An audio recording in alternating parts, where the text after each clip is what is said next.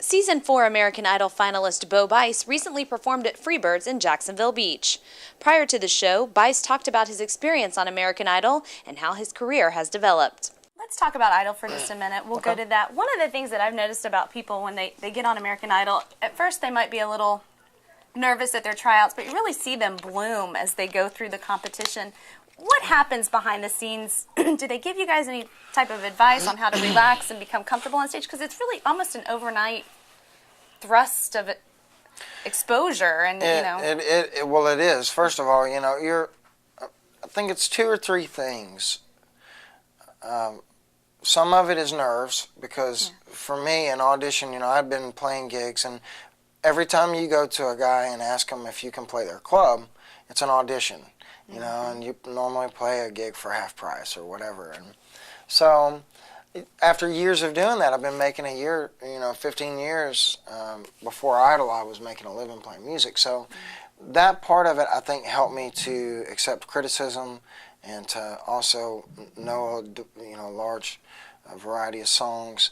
But then also, the nerves don't, once you get to a certain point and you've made it in like top 24 and you're on the show, the nerves step it up. But you've also, that's when you do have people that are around you that help you to practice, and you get to pick songs and they help you to mold them.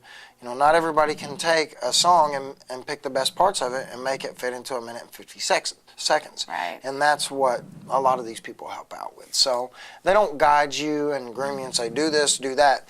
But they do say, this would sound good if you tried to do this. And for me, I think that was one of the parts I had a blast with, were with people like Michael O. and Dorian and Bird and Bees. They were voice coaches, and they helped you to structure stuff. They're very good people. Yeah.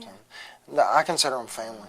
Yeah, because you have your own studio now and your own label. Yeah. How was that coming out with your second album under your own name? Well, on the second album, we did an exclusive deal with Walmart. Strat Art and my label Sugar Money partnered up, and we did a deal with Walmart. Frank Liddell and myself produced the album, and we did the majority of it at my place at Rockhound Studios I built. And it was nice. It was just like a labor of love. We never went out and worked. We just kind of went and played when we wanted.